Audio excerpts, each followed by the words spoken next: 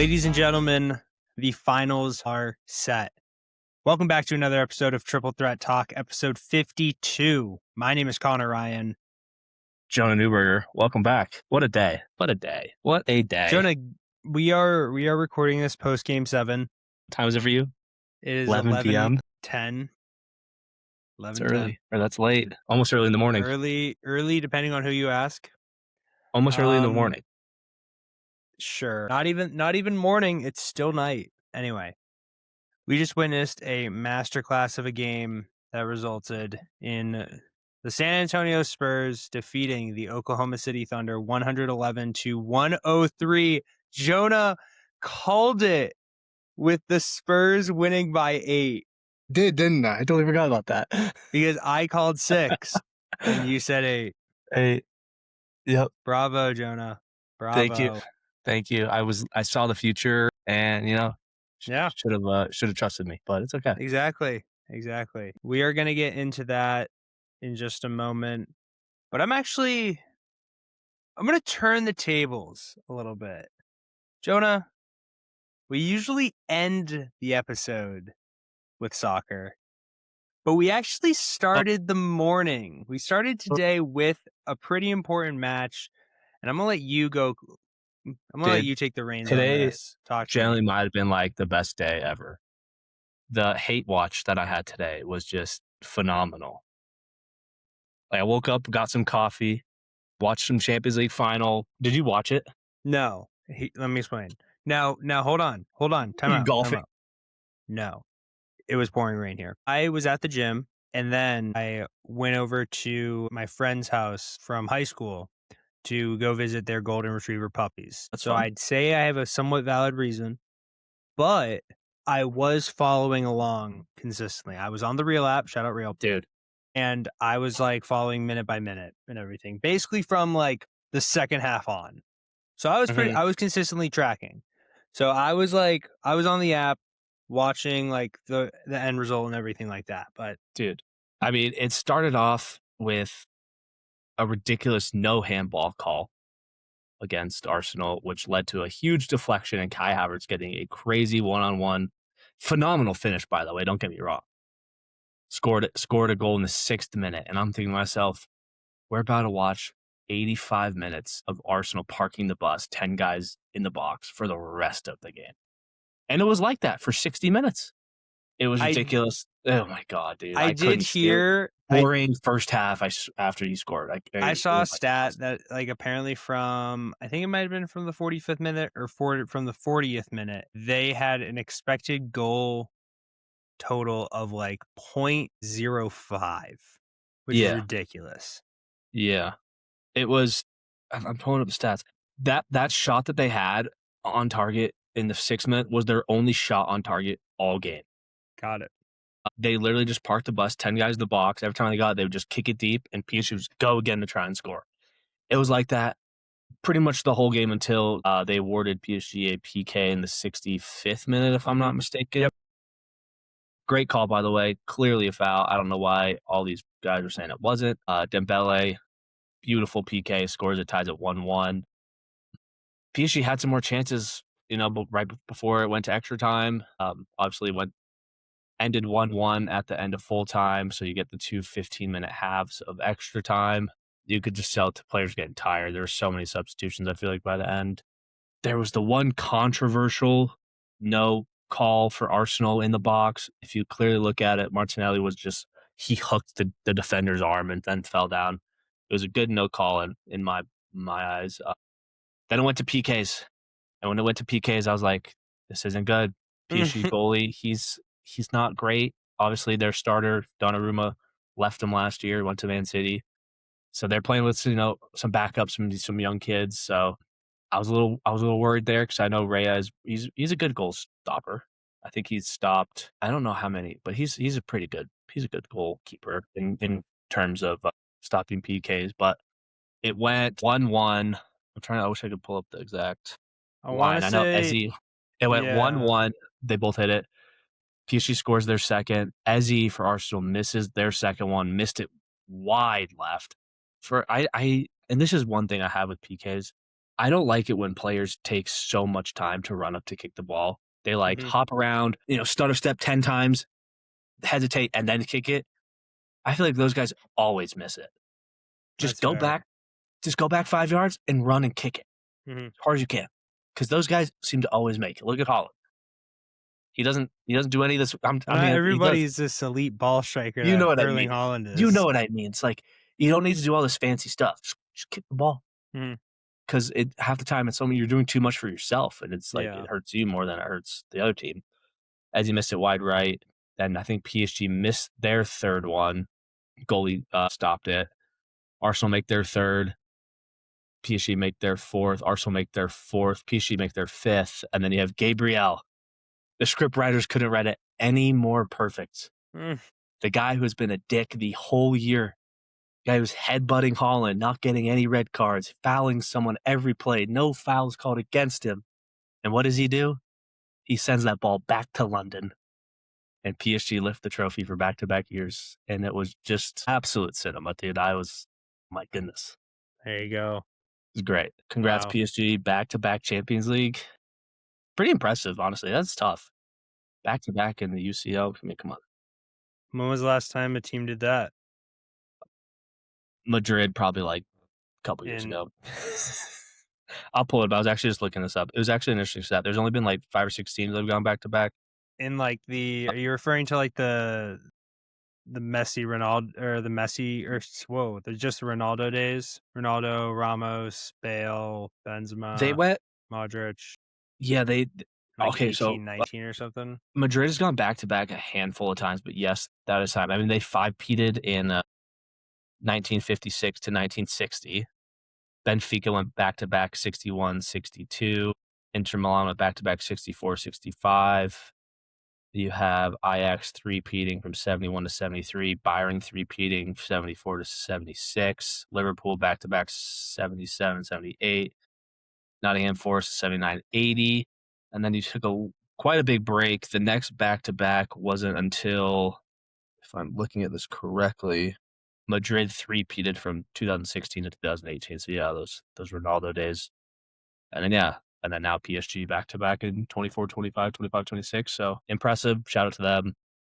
They'll be fun to watch. It's basically France's international team. Now we got World Cup coming in 2 weeks. Yeah. Yeah. France's international team is basically this team plus Mbappe, Michael Olise, And a and just couple like like Real yeah, players.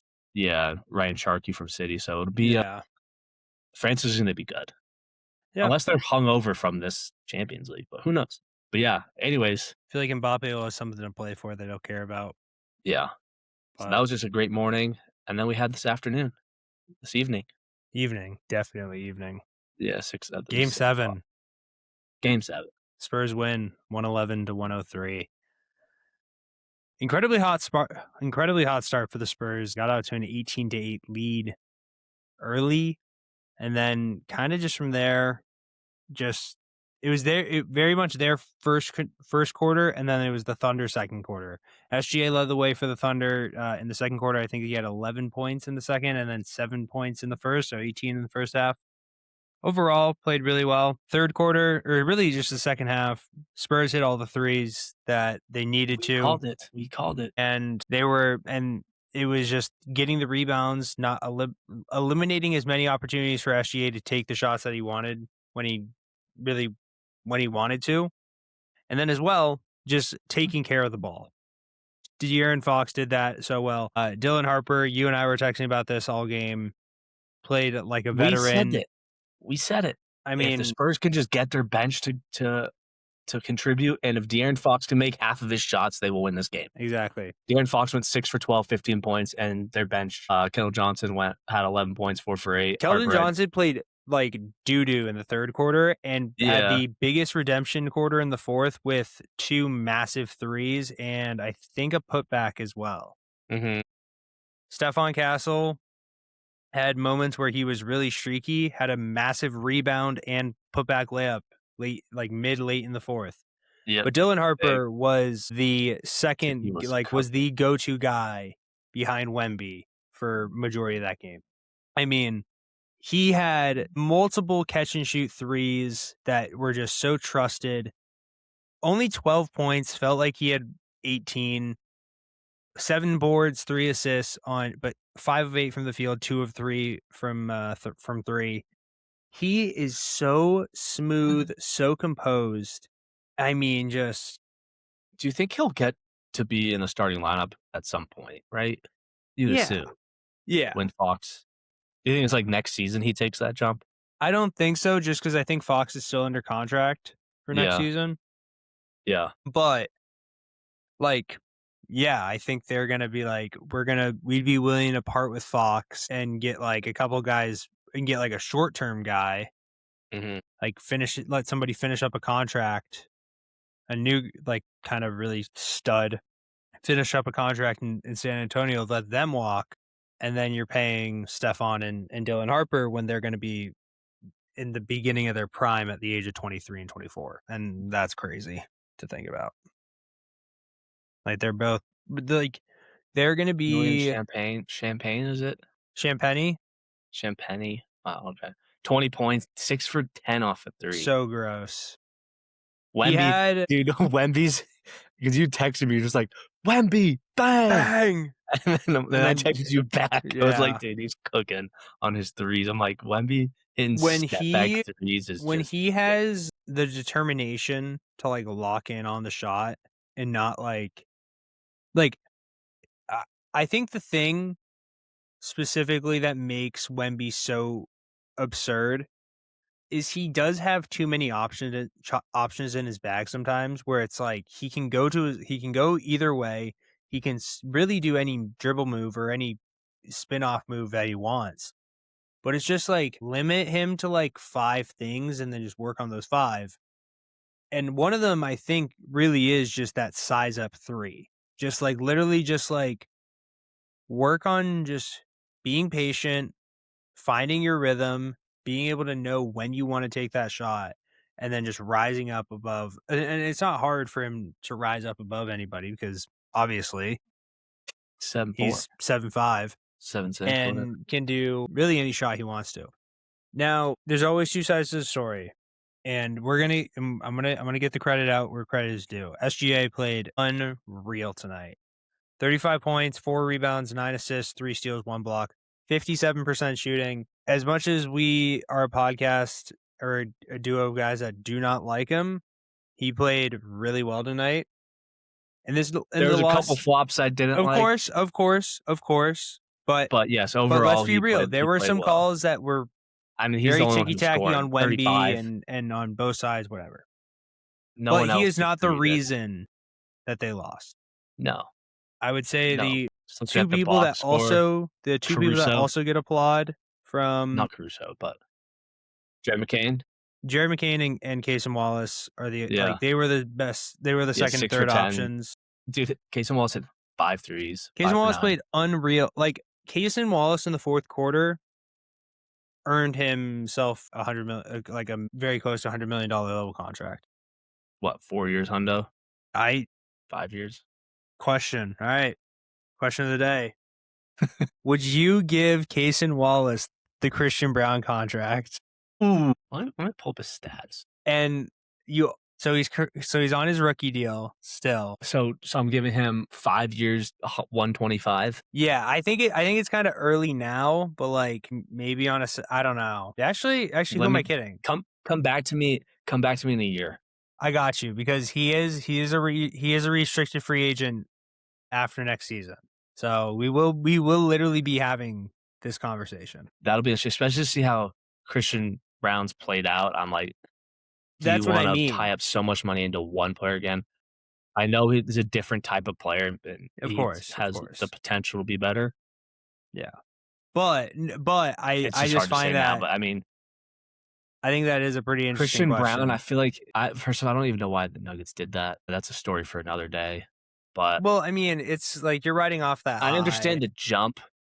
Yeah, but do you think I mean, the Thunder aren't gonna be able to keep this team together next year. Well, not all of it, obviously. We're gonna Yeah. get into that in just a second. When I mainly because we kind of saw what we saw from tonight. The play from Alex Caruso and Jeff Holmgren was embarrassing. Yeah.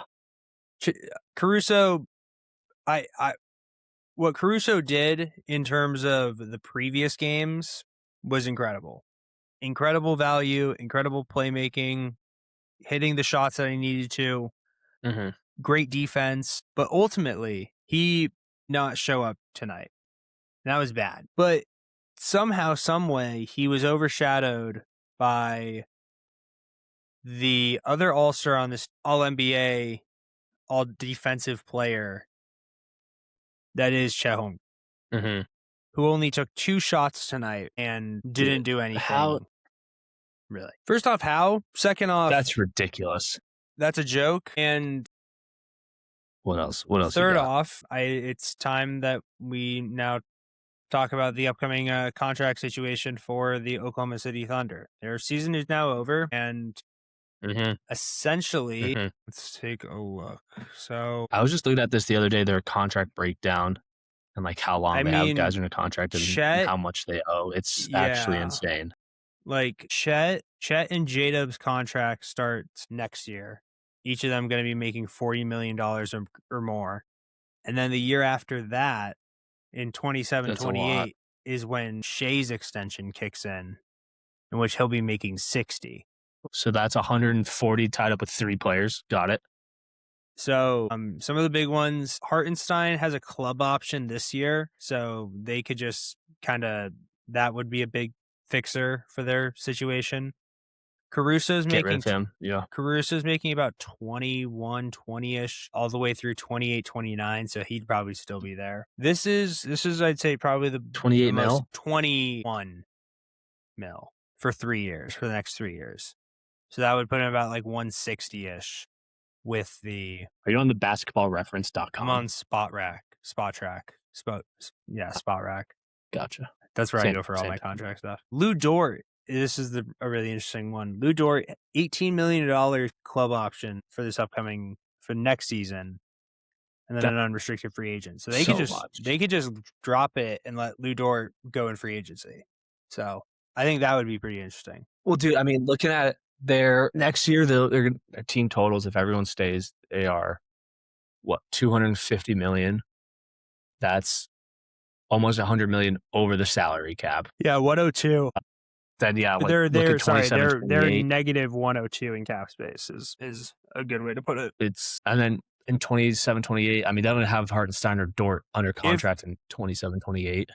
they'll still be 160 No, they'll be in terms of 160 cap over the cap. space. In terms of cap space, that's what I'm saying. Like They'll have their team totals. Yeah, will be 221.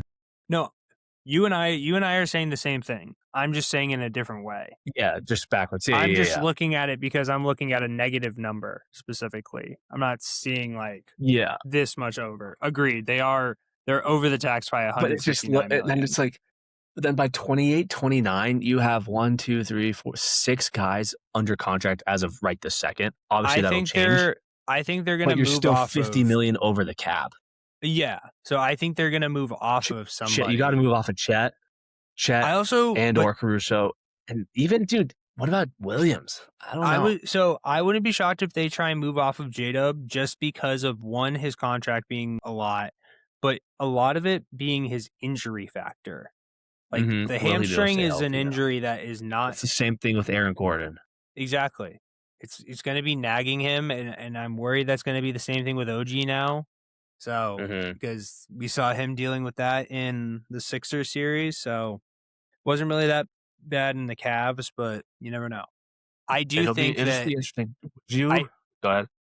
no, you go ahead. I was gonna say, would you package? And I think your answer will be yes to this. Chet and maybe another player or two and a handful of picks for Giannis. Yes, Yeah, I but would. after watching that, if I'm the Bucks, I'm like, I don't want Chet. I'd want J Dub. I would shit my pants if I had to see SGA versus Wemby and Giannis together. Dear God, Yeah. I Well, did you see already what leaked thought. of the Champions League thing today? Oh, I saw that. Did you see this? I did see that. Boston Celtics. That's pretty cool. Maybe. Anyway, Do they know something we don't? imagine if they do. Okay. I think I do think that they should move off of.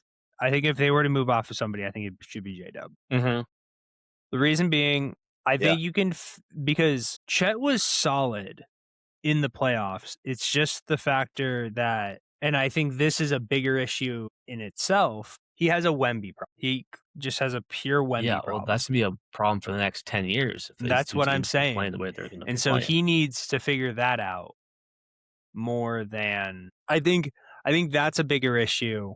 Or no, excuse me. I think the J-Dub health issue is going to be a bigger long-term overall issue than the Wemby and than the Chet mentality thing. Because I think it is like I think he knows like, all right, now I just need to beef up. If I beef up, I can get with this guy. It's just the factor like if I need to be able to do one thing better than him. And that's between I either need to get bigger than him or I Mhm. need to get faster than him. You're not going to get faster than Wemby. You got to get bigger. So, but yeah, what a game. What a game. Jonah, do you want to dive Yeah, back that into was our conversation about about the lottery balls? yeah, Okay. So you have more info. essentially, I want to preface. I of course do see the negative factors, 100%.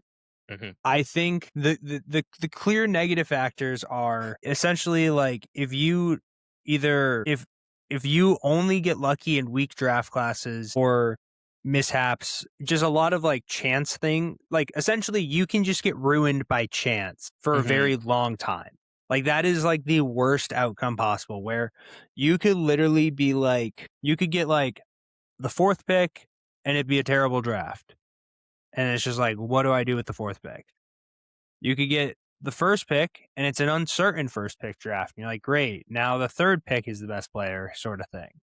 And then that means automatically that next year could be a really good draft, but you can't get the top five. So I don't like the top five. yeah, I am fine with the back. You can't get number one picks in back to back years. If that's the case, then that's a combination of extreme luck and as well. Like I'd say the first year is being bad. The second year, mhm, I'd say, is where the luck plays into it. yeah, The reason why I was totally against it previously. Now I'm like, I'd say like 70-30.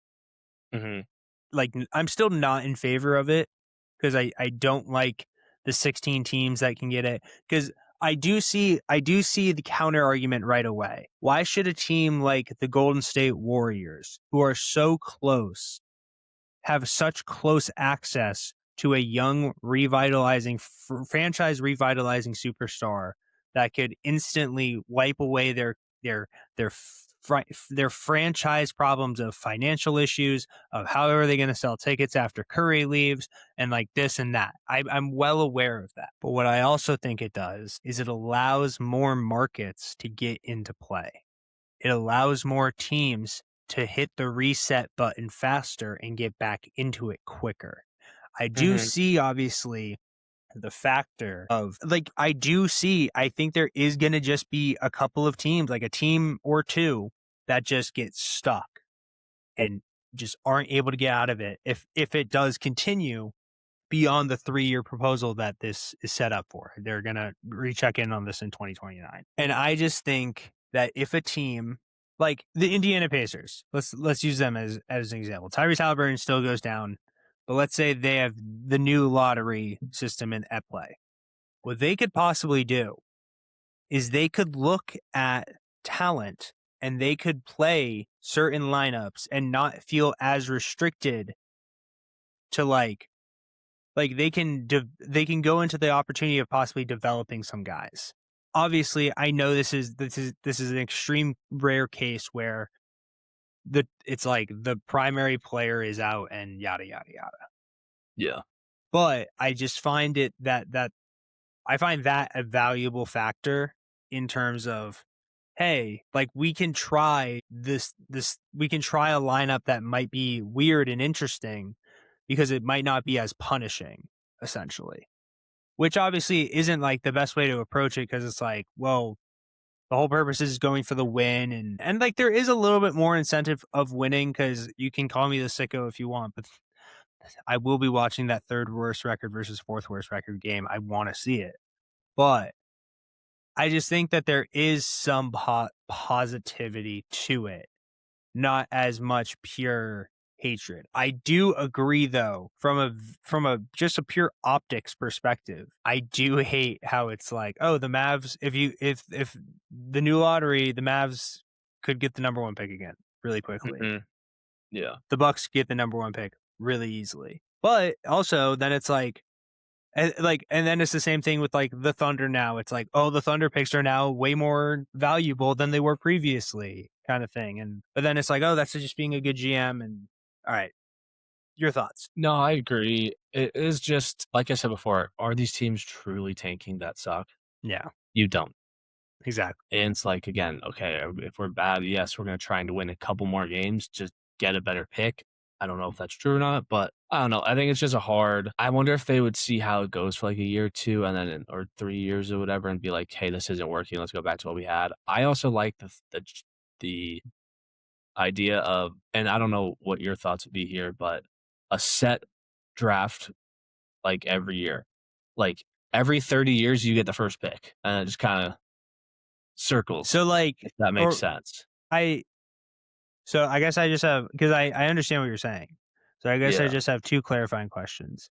In terms of creating the order, Yes, is it just like a random, like randomly I generated guess you could thing? just yeah, you could, and then I don't know how you determine picks 2 to 30, because obviously you Well, don't want a team to go from, like, the first pick to the second pick to the third pick, and then I mean, you could, so because that's then what I was about to ask. it kinda cycles through. No, of course, It's like, that's as you go 1,000%. and, like, 5 years down the line, okay, you have your starts that you had, now you're playing with it, and then the teams that were in the middle are circling back around. So going Yeah, into the season, like, let's say going into the season, we know that I don't know, Portland Trail Blazers have the first pick. Going into the season, we know that next season the Blazers have the first pick. So there's no yeah, incentive to take, okay.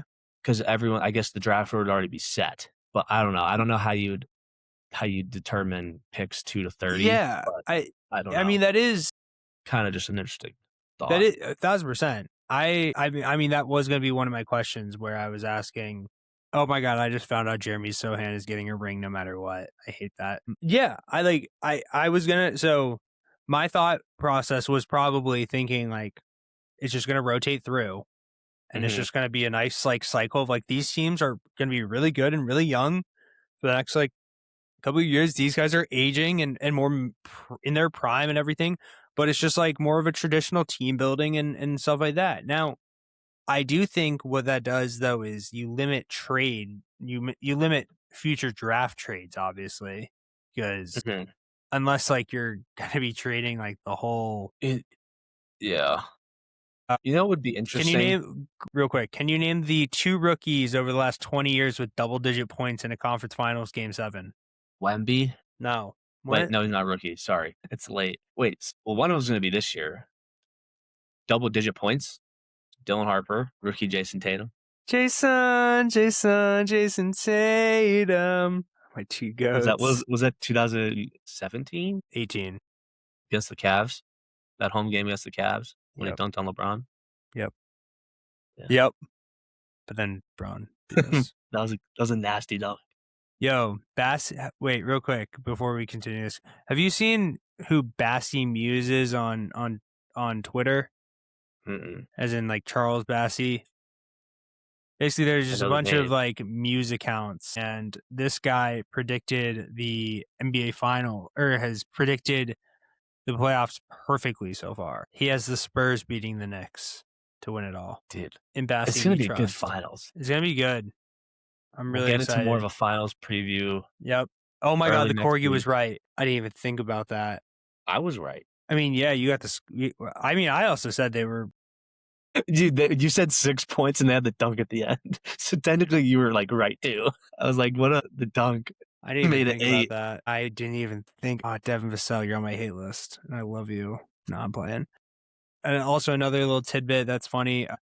Speaking of the 76ers helping teams win, would you like to take a guess on who they waived as of February 14th in 2023 for Mac McClung? Yeah, it was the guy, I don't remember who was on the Spurs, but he's like, "This was the best thing that's ever happened to my in my life." Julian What's the guy? Champagny. Yeah, good for him, honestly. Wow. Shout out. God, the Sixers are such a bad Julian organization. Champagny had 72 points in the series. Chet Holmgren had 75. Yikes. I And saw Jared OK, McCain had more total points than the entire Sixers bench last series. that's crazy. The OKC Thunder this year went 71-14 against the entire league and went 4-8 against the San Antonio Spurs. So 8 of their 14 losses. 36.4% of their losses were to San Antonio. That is crazy. They only lost 14 games. Wait, how many games did they lose? Can you send me the stat? Yeah, I'll send it to you. That's They crazy. lost 30%. 22 games all year, and 8 of them came to San Antonio. That's crazy. Yeah. I felt like we knew that was coming after. Didn't they play each other like the second game of the season? And it went to OT. No, that was the Rockets game. Was that Rockets No, Spurs? they did play.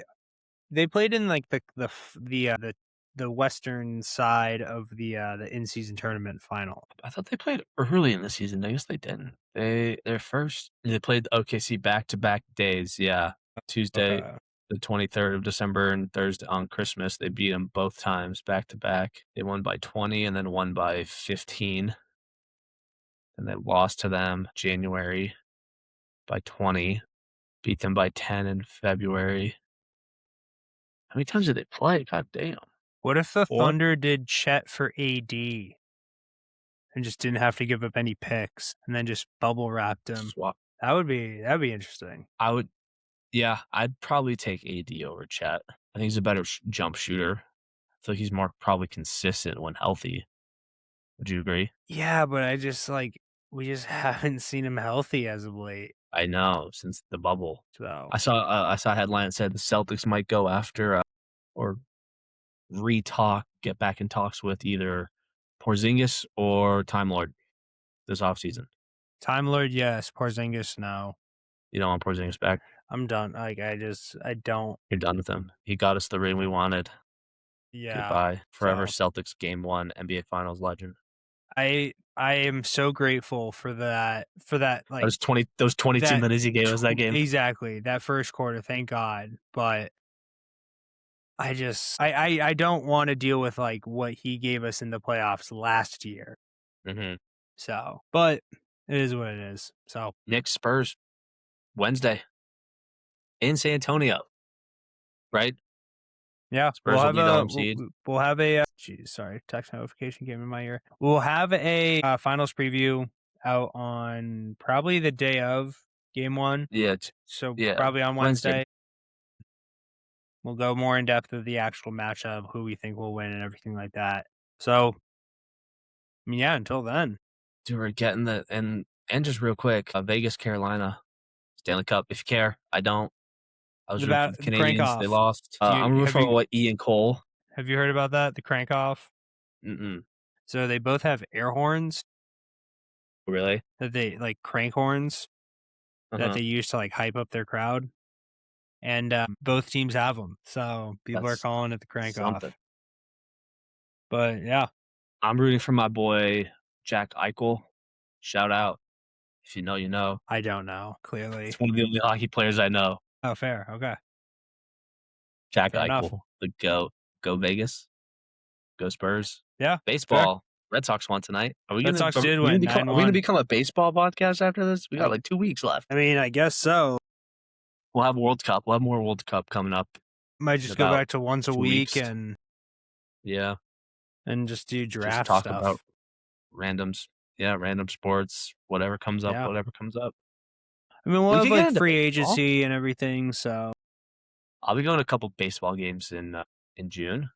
I got 2 of that I'm eyeing. Red Sox and Cubs. Should be fun. Cup, and then we're into the dog days of sports.